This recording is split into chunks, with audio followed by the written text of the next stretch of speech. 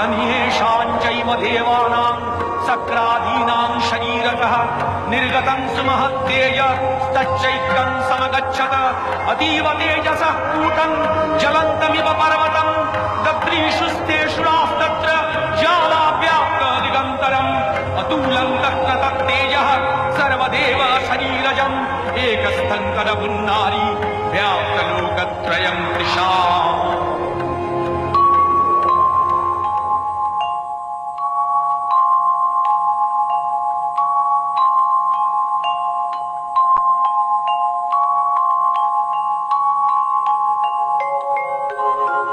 नमस्ते शरण्ये शिवे सानुकंपे नमस्ते जगद्व्यापिके विश्वरूपे नमस्ते जगद्वन्द्य पादारविन्दे नमस्ते जगत्तारिणि त्राहि।